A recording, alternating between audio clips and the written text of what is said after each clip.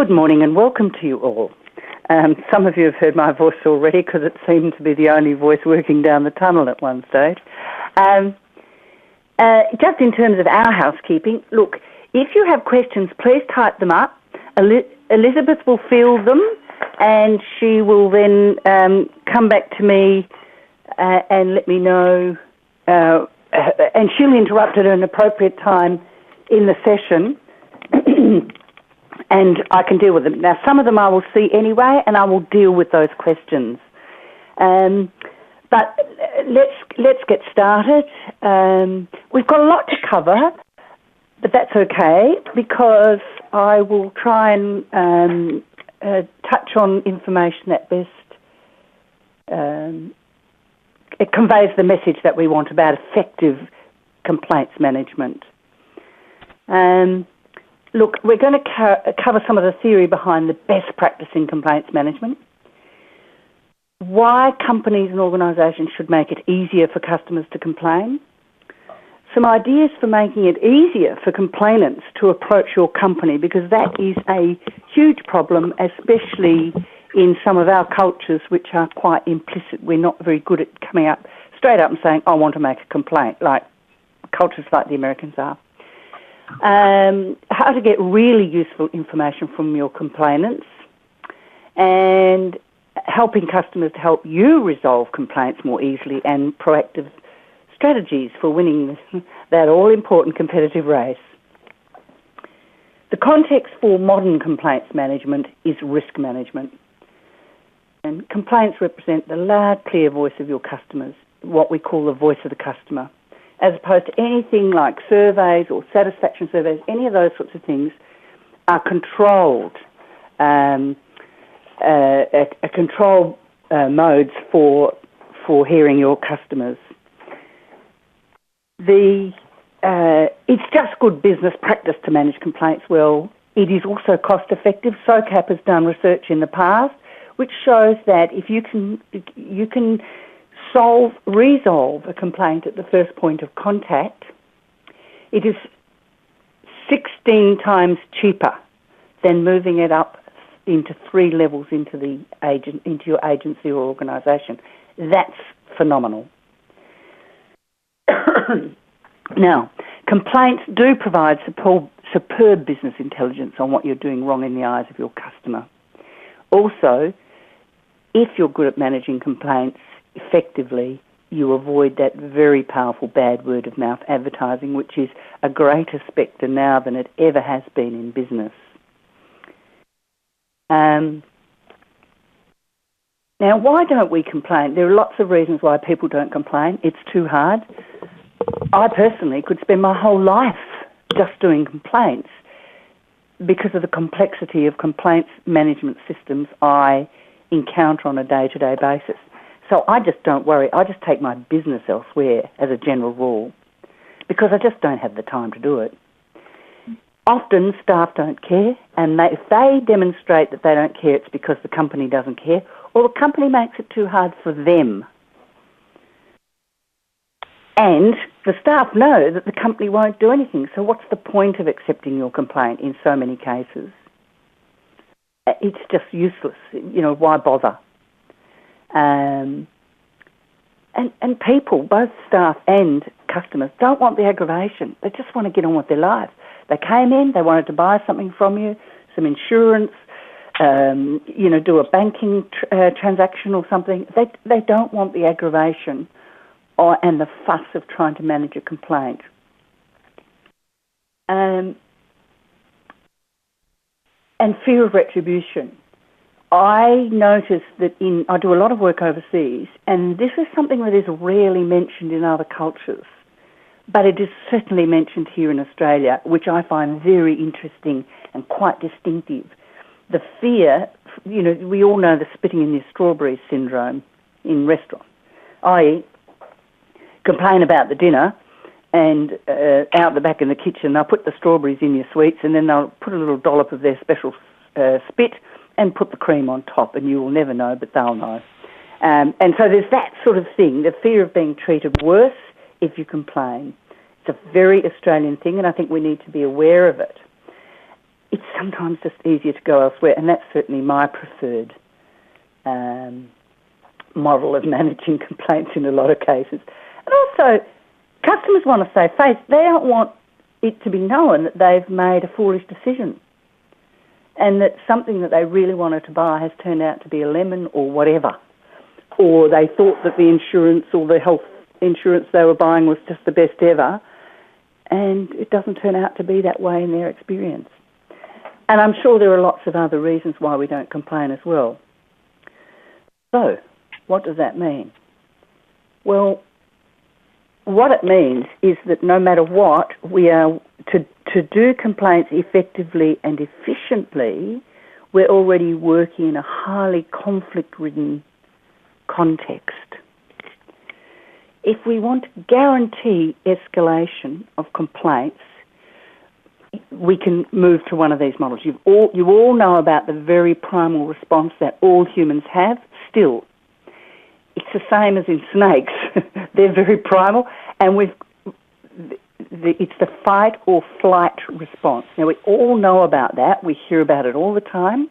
We know its physiological consequences. We know its psychological consequences. We know the fact that in modern living it's considered to be one of the major causes of very low-grade stress and a lot of ill health because it's just constantly there and we're constantly on alert. Now, when we fight, we're ready for the attack and we attempt to defeat the threat. So if a customer comes to complain, we're in the fight mode and we're ready to send them off with a fight. And a lot of customers will say, I couldn't be bothered fighting. I gave up because I couldn't be bothered fighting. We have the flight mode, which is to run away from the threat. And so sometimes we as companies run away from the threat. And I think you see it a lot in social media, and I will talk a bit about social media later because it's the new context which is really forcing us to sit up straight, take notice, and get excuse me, very much more skillful than we've ever needed to be in terms of complaints management. Now, the other one we don't hear about is to freeze. Now, this is where we just go still and simulate death to discourage the threat. And every time you hear about any sort of massacre around the world, you can hear that this is alive and well in human beings needing to survive. You hear about people who pretend to be dead while, you know, the mass murderers going around kicking bodies and putting extra bullets into heads or whatever. And somehow they manage the control to keep themselves completely still despite the deep fear, and they survive the threat because the threat moves on to the next prey. Big businesses are more inclined to fall back on the freeze mode of managing complaints, where they just ignore you and I hope you'll go away. Now, there is a fourth that we also very rarely hear about, and this to me is fabulous. It's the function mode. So there are 4 F's: fight, flight, freeze, and function. If you want to de-escalate complaints, you need to function and perform competently to manage the threat. You hear about this a lot. I bet you every person listening at the moment is aware of someone in their organisation or somebody who they've experienced who, no matter what adversity is going on in the workplace, especially with angry customers or whatever, they are able to just deal with it calmly and sort it out. And this is when people function. You hear also, again, about, you know, women pushing buses off their baby's pram, you know, with their baby in it and stuff like that. I think the recent story here in Perth, where I'm from, of all the train commuters working together to push the train off the person who had slipped between the between the platform and the carriage, and everybody got together, worked together, and pushed the train away so he could be rescued. That is a classic example of functioning. Now, we can do that with complaints management as well, and that's the model that I work with to build and work to build knowledge about. Now, I'd like you to think for a moment about how do you respond? You don't have to talk about it, but do you get into fight mode? Do you want to flee the complaints? Do you freeze? Or do you move into the function mode and the problem-solving mode, the root cause analysis mode, and find out what's going on and fix it? With a small poll now, and I would like you to think about the response style of your company in general. And I'd like you, please, to answer the poll. You answer the most used in your company, okay? So only one, either fight or flight, freeze or function, or all of the above. So it's one that, for the purposes just of this poll, if you can just do the one most used, and it may be that you use them all, and you're all over the place, but that's okay. So please go ahead.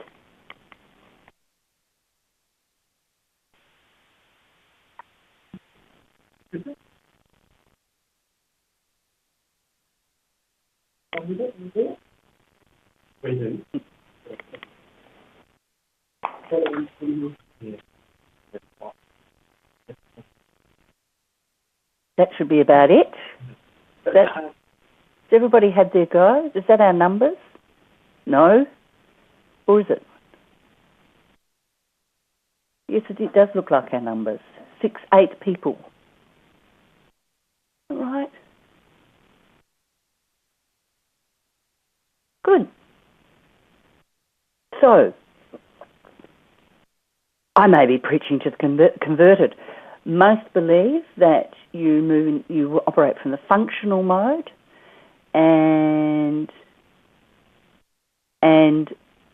the lesser number believe they use all of the above. And the all of the above is interesting because that's where we have the opportunity to improve and use some tips for getting into the de-escalation approach, which is to move to functional resolution response. That is, work with the customer to resolve the issues in the complaint quickly and with the least possible fuss. And we know that's the cheapest and most effective way of managing complaints. When the international standard, the ISO standard, came out in 2004, it was very clearly based on managing complaints as part of the risk management portfolio in an organisation. Previous to that, people had thought of it as a cost, complaints as a cost, only a cost. Managing them, having staff to deal with them, anything to do with complaints was considered a cost. And so companies tried to minimise that cost as much as possible. But the switch in thinking seriously came around in 2004 with the release of the global international standard, which has been adapted by most countries and also by the Australian Standards Association here in Australia just in last year, 2014. But the guidelines give really good principles about why we should be skillful in handling complaints. We need to make it easier for customers to complain. And in this modern social media context, that's really important because they will come to you rather than going elsewhere and using social media to complain. I'm sure you've all seen, I don't think we've got any car companies here today, no? I'm sure you've all seen the ad for I Bought a Jeep.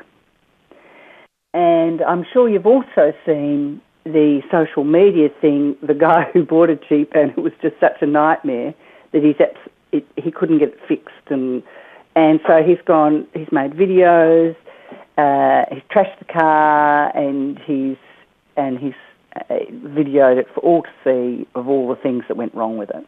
I think Checkout might have talked about it on the ABC a couple of weeks ago.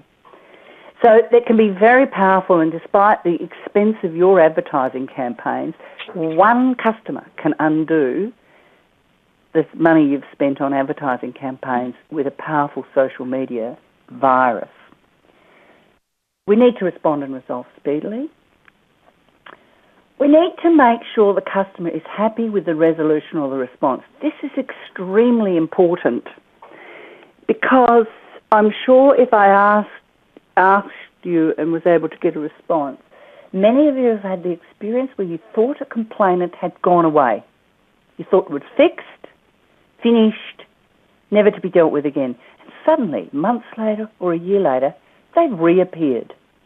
You think, oh no, they've been fixed, that's sorted. Customers will often go away, think about it, rethink, get other evidence and etc., and then return at a later date. The method of saying at the end of every complaint, are you happy with the resolution of this response, and if not, please tell us why, is a very skillful way of making sure you are aware that this could regenerate, that this complaint could be revisited. And I want to talk about some of the aspects of that in a moment. And that gives you the opportunity to check to see if there's any aspect of the complaint you've not dealt with. And because you do want to avoid that reactivation if you can, but the customer will reactivate if they perceive that you haven't dealt with all the issues in their complaint. I'm going to introduce you now to the service performance quality indicators that I've developed, which are 9 rules of service. Some of you will be familiar with these already. But when globalisation first started to seriously happen, of course it first started to happen after the war with the development of the International Standards Organisation, but then in the 80s it started to happen again, and the Adam Smith Institute was sent out to research and find out what does service mean, what's a customer, and a lot of our modern notions of customer and service and complaints comes out of that research from the early 80s.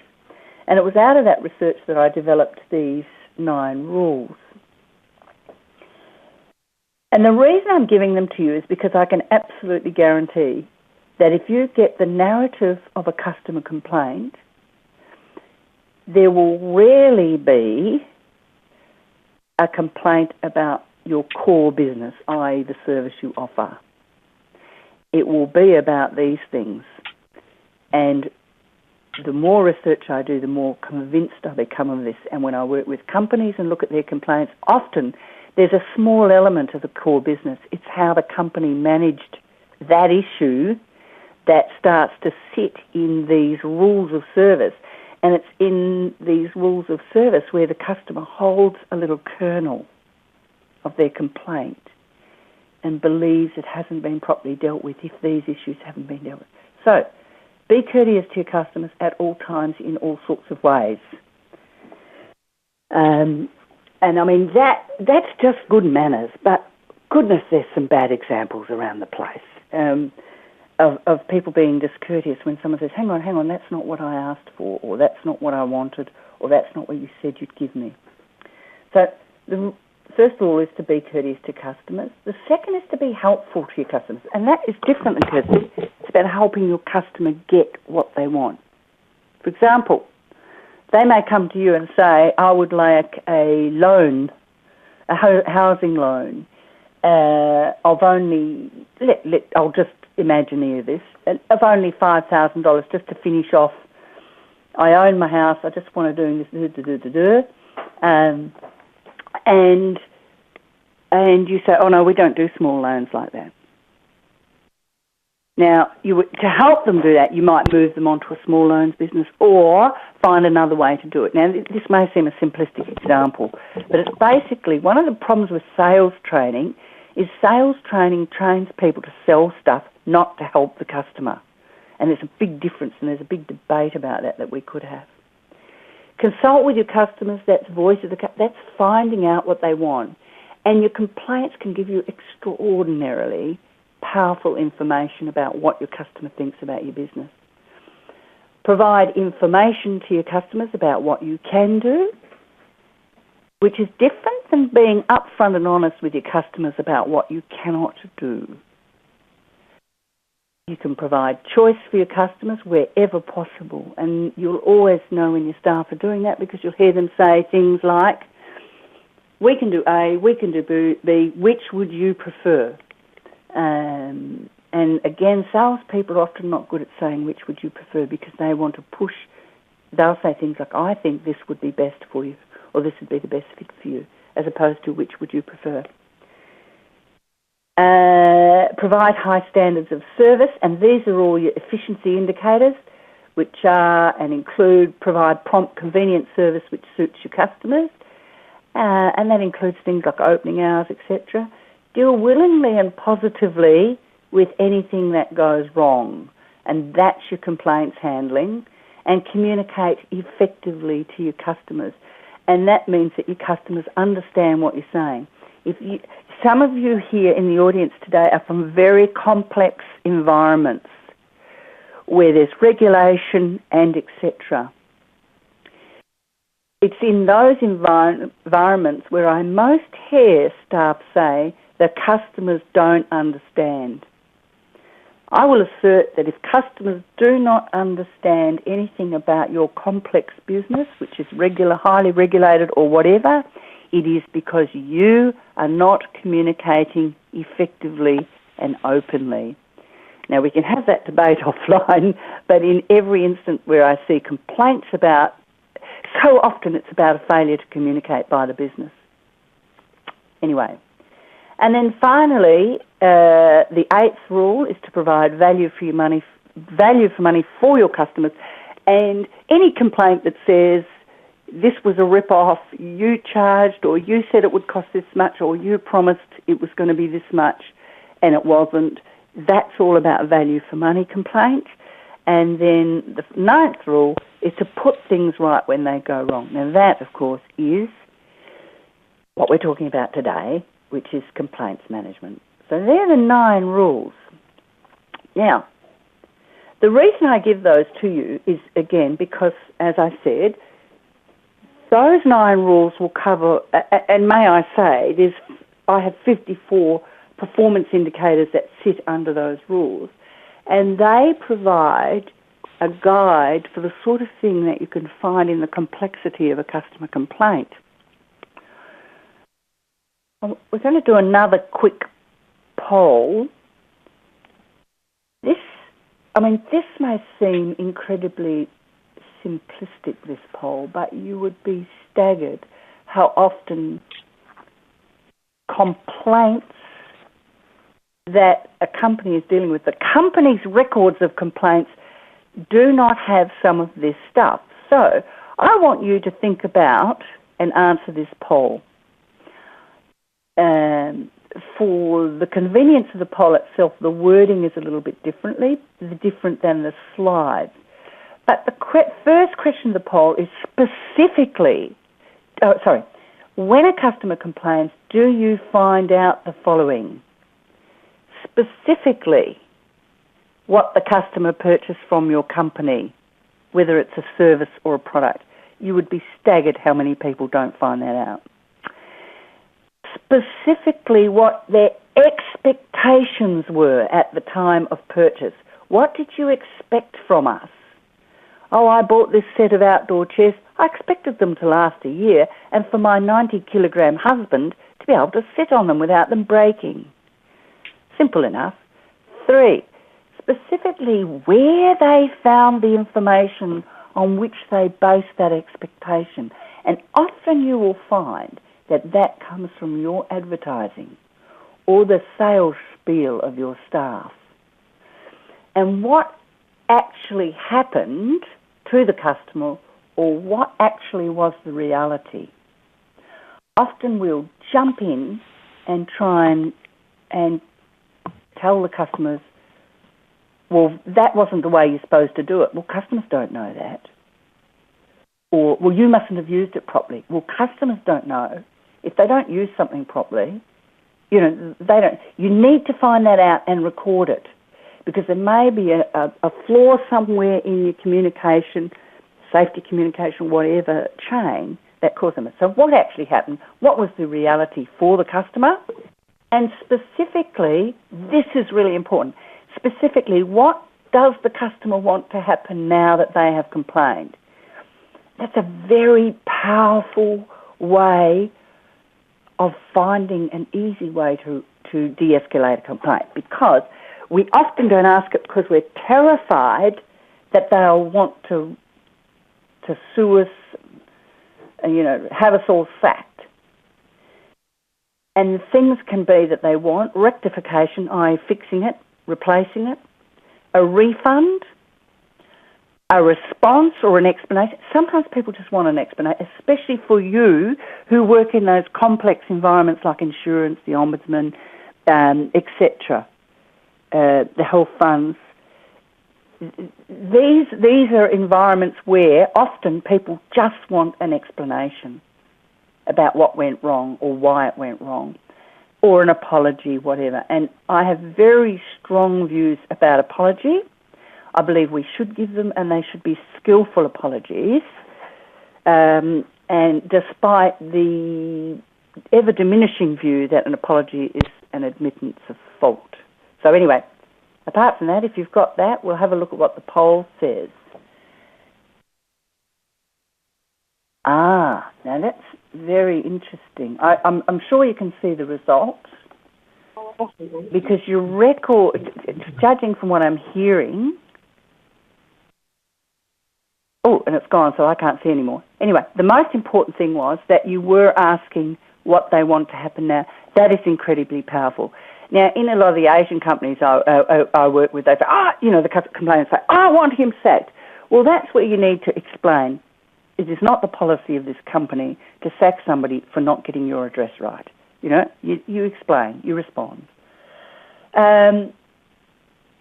So that's good, because I can tell you that will be reducing the cost of your complaints.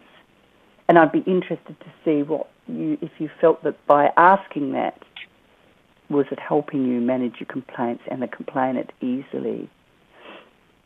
Sorry, Jillian, it's Elizabeth. I'm going to interrupt. If everyone can go to the chat box and click on the link, you're able to view the results, and we can go through right. if you would like. Sorry. Thanks, Elizabeth. Sure. Can you all see that?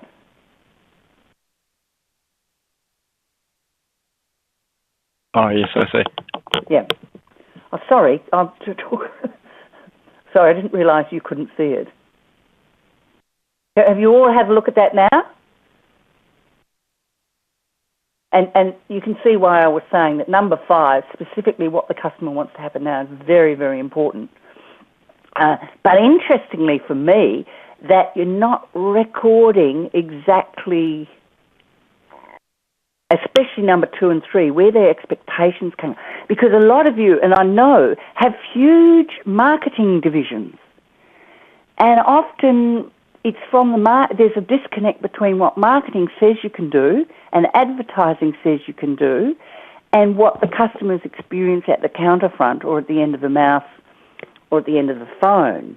And this can give those questions number 2 and 3, the expectation of the customer and where they found the information on which they base their expectation, is really important for marketing. Get very powerful information out of that. Has anyone got any questions about that they want to type up? Okay. Right. Now, the interesting thing about being skillful with managing complaints, and one of my sayings is inconsistency is the current consistency. Invariably, customers don't know what to tell you. Their emotions have taken over. They're in the fight, flight, freeze or function mode.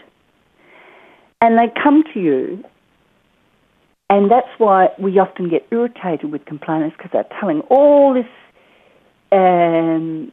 irrelevancy. They'll say, oh, that's not relevant, and oh, they're just a difficult customer. All these things we say about the complainant, when in fact they don't know. They're not skillful. You're the ones that need to be skillful, and your staff need to be skillful. And you have to help customers tell you what you need to know. And of course, the side to that is that you help your own business get really good information. Now, there are 4 things in a complaint, and it's really important. And I will drive this home in this webinar. Getting clear about what they purchased from your company and what their expectations were. Whether it's your advertising, your staff pronouncements, etc. It is a real problem often where sales staff are paid and rewarded for volume of sales rather than longevity of customer contact, whether customers stay in your stable or not. There's a huge disconnect because often salespeople will say anything to get the sale because then they get the money. And there's no way they're going to lose the money. And that's really important. So you need to make sure that their message is consistent with what your advertising says. For a customer, again, needs to be able to tell you what actually happened. Often they're overwhelmed with emotion, often anger. They're SOCAT research from the past tells us that customer emotion can be very strong, and particularly at the time of complaining. And it is strong emotions like anger, disappointment, these sorts of emotions that drive us away or energise us to fight you. So what actually happened, it's important to find that out, and what they want to happen now. And we talked about that, and so I'm not going to spend more time on that because you've demonstrated that you're already doing that, and that's really important. I challenge you, for the benefit of your business, to pick up on that 2 and 3 point there. And start getting some of that intelligence into your organisation. It's effectively data. And it's data that's locked up in your customers' complaints that you may not be accessing and using for business intelligence. Now, we're going to talk now about perception and why I think it's so important to find out where the customer got the message about what you were supposed to do, and thus why there's a disconnect between what they believed should have happened in their transaction with you and what actually has happened. In this slide, you see Mr. A looking at something on the ground and Mr. B looking at something on the ground. Now, Mr. A, it could be argued, sees a 6, and Mr. B, of course, sees a 9. Now, how can this be? Well, it's about perception and expectation. And to de-escalate complaints effectively requires everybody from your senior people to understand the policy and process complexities, and your frontline staff to effectively recognise that difference in view from the start, and not to fight. If B is you and fights and says, it's a 9, we only do 9s here. You got it wrong, customer. The customer can clearly see a 6 because of advertising or whatever. That disconnect is very important, and it requires great skill for B to step over into A's perspective and see how they could have seen that, how they could have had that expectation about your business and thus been disappointed and to come and complain. Again, it really is a no-brainer that you need to find out these things and fix it. You need to fix the complaint. And that's why my rules, I just gave myself a promotion to an international standard. My rules state that fix things when they go wrong. That's the complaints rule. Fix when they go wrong. And the standard is to be positive and willing to fix them as you do. So I guess the most important key principle is getting information from your customer to resolve the complaint. And I know for those customers who deal with, like banks sometimes deal with granulated millions of complaints, you still have to find a way to get into that and use that data as best you can. So that you can help your business. Now, we can now have a formal question time. I don't think we've had any questions through the session. Any written questions, Elizabeth? Have you noticed? I haven't seen any questions so far, but I really encourage everyone to voice their opinions or their questions right now on the line. And now, and they can speak now, can't they, Elizabeth? Yes, they can speak freely. Yes. Any questions?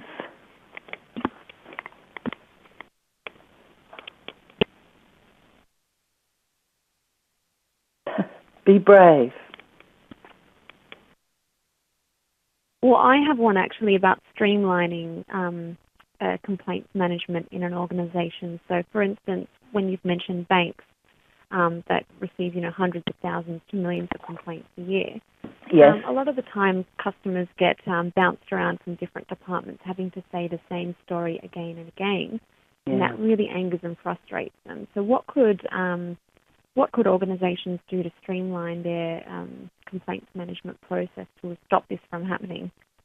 Well, firstly, and I always go back to the international standard, it is very clear, and again as part of a risk management strategy, to build the capacity of your organisation through its staff, its policies and processes to resolve complaints at first point of contact wherever you can.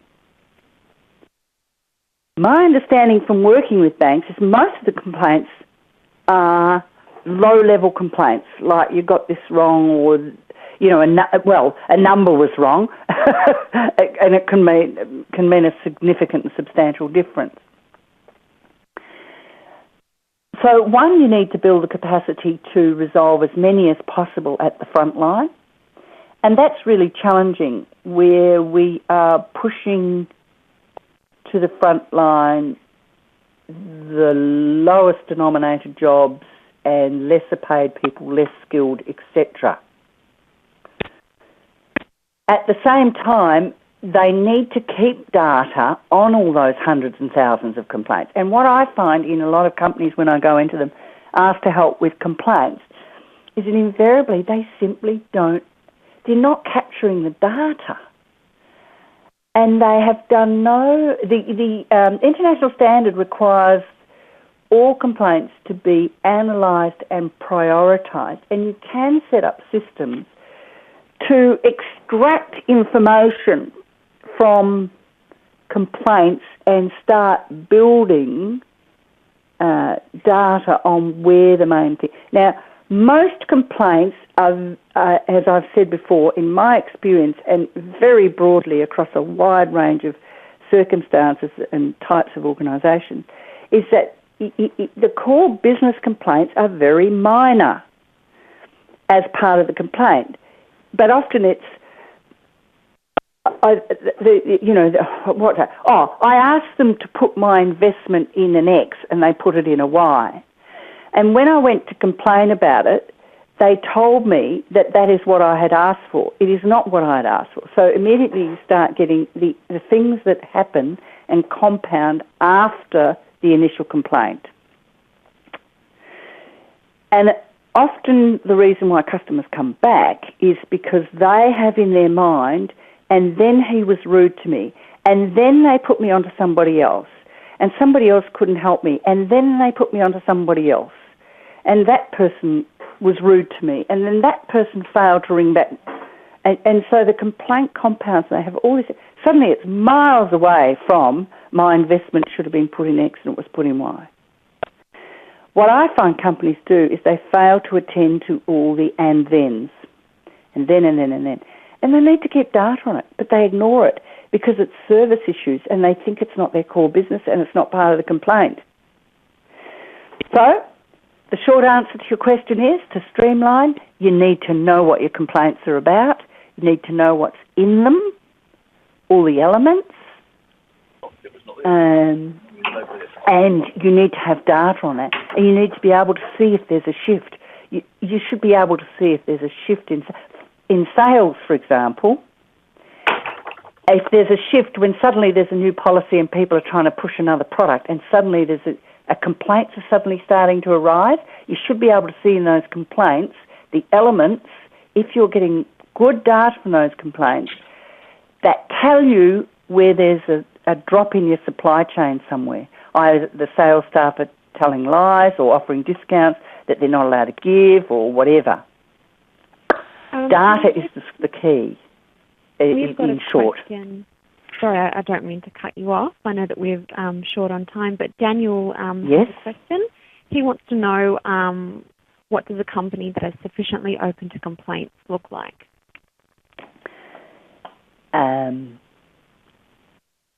I can talk about their behaviours. They're confident. They are problem solvers. They understand that mistakes are made.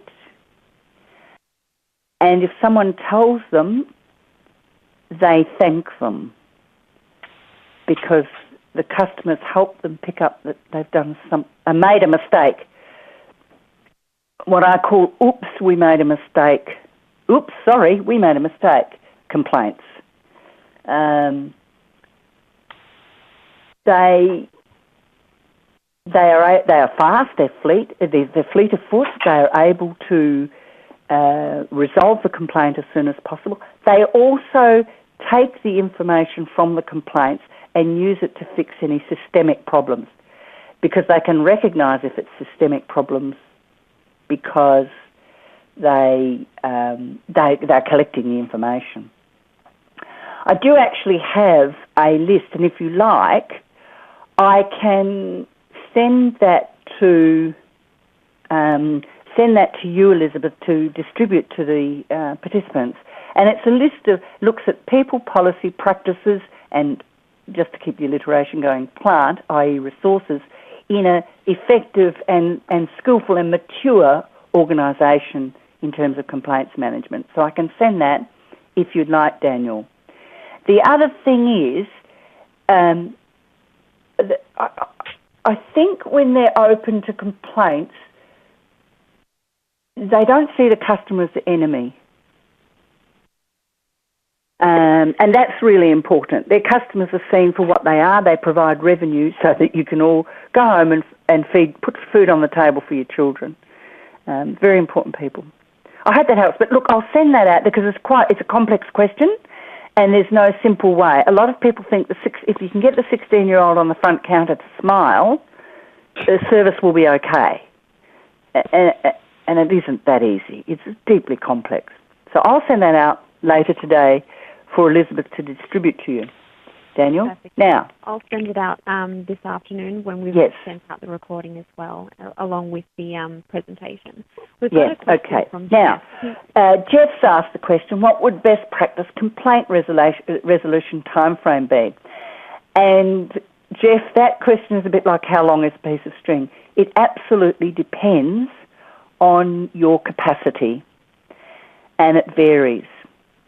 In easy circumstances, and this again is why the International Complaints Standard says you need to be able to dissect complaints and get data out of them, because you should know what are low-level complaints, and a lot should be able to be resolved on the spot. If Mary comes in and says, you've got the wrong address and I didn't get my electricity bill, and so you've cut off my electricity, it should be easy to fix up the address on the spot. So that's one part of the complaint. The next part of the complaint is because it went to the wrong place. I mean, this is a bit simplistic again, but you get my drift. The next part of the complaint is that now she's had a power cut off, so that should be fixed as quickly as possible. Moved to whoever's responsible, and you should have the capacity in the organisation, in that circumstance, for example, to treat it as an emergency, to put it to the front of the line. It's like in a restaurant. If somebody sends a meal back, they shouldn't go to the end of the queue. They should go to the front of the queue and have their meal prepared immediately and returned to the table where you're eating with your friends or whatever. And if you are able to get all that information from your complaints and know you should be able to work out. Something can be done quickly, something can be moved to I work on a tier of 4 tiers. The first tier is that easy stuff that can be resolved quickly and on the spot, and your frontline staff should all have the capacity, the skills, and the delegations to do so. The next tier is if it needs to be moved to a management, that goes up to that tier. If a management decision is made, for example, of a compensation. But look, there are electricity provision companies, for example, in the world where, if there's a debate about a bill up to, say, to pluck a figure out of the air, of $20 Australian, they have the capacity at the front line to credit the customer with that amount. Now, of course, they're trained and skilled to recognise, if there's a possibility, but it's actually cheaper to give the $20 to the customer than it is to send it up the line and have a so-called investigation. If you're doing, I've got a whole set of beliefs about use of the word investigation complaint. I don't think that should exist. That word should even be used anywhere near a complaint unless it's at high level with criminal or similar implications, and they could take a while. So your third tier, again, may require other interventions, and it may relate to policy practice, and it may, I've challenged government organisations over policy as opposed to regulation or law and had their policy changed. So, that's the sort of thing that should go up to third level. Fourth level, you call the police. Fourth level is legal, criminal, and you don't know how long that's going to take, because my view is that human resource managers should not be so-called investigating criminal offences within an organisation, like fraud, which can exist in banks, etc. So that's a sort of a long answer, Jeff. But, and it moves. I think if you build your capacity you and get your knowledge better about it, a mature organisation gets really good knowledge and can move a lot of those types of complaints down, granulate them down into the lower levels by getting more skillful. I hope that helps a bit. Our SOCAP has asked, is there a standard to measure customer compensation? My understanding is there is not. But I think you have to... I'm a great believer in being reasonable, and it shifts, from place to place. It needs to shift, depending on the context of your business and your industry.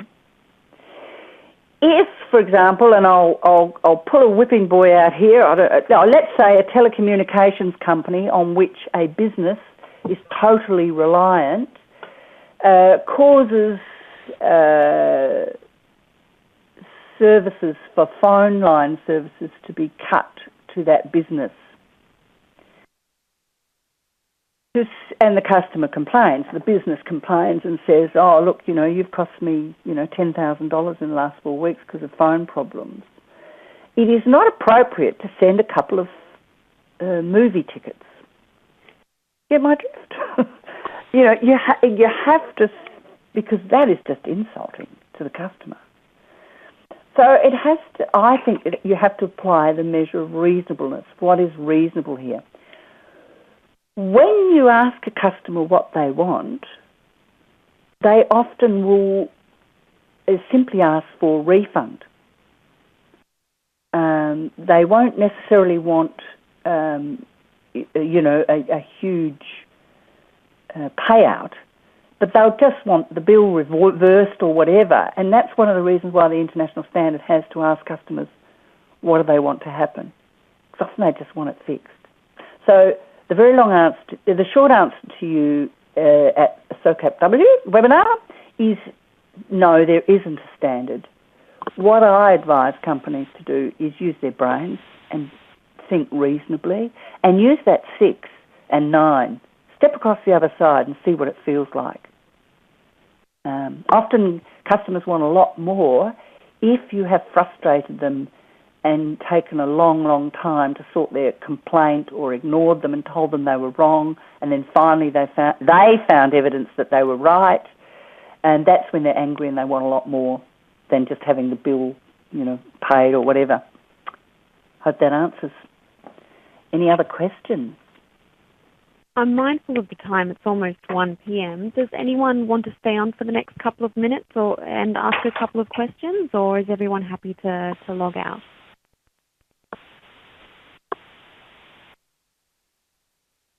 Very good.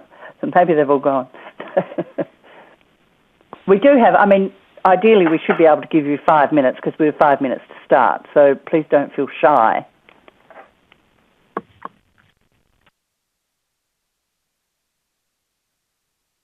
And just a reminder to everyone, if you have any questions and you don't want to be identified, please ask the question over the phone. That way we don't really have to identify you via the chat. So. Yeah. And also, if sometimes this is a bit of a download. Webinars, by their very nature, are, and let me tell you, they feel very one-sided. But if you have, sometimes something like this can spark off questions, when you're having coffee with mates this afternoon. If you have a question, please feel absolutely free to ping an email over to Elizabeth at SOCAP. She'll ping it to me and I'll get back to you within 24 hours. And it may be that because I have a huge library of resources, and it may be that I will ping you over a couple of slides that explain what your question is about and etc. But I'm very happy to field questions over the next few days. And in the past, when I've done webinars, that's often been the case because people have gone away and done some discussion with their mates back at work or whatever and come up with some questions and thought, I wonder what we can do about that. And I'm very happy to field those.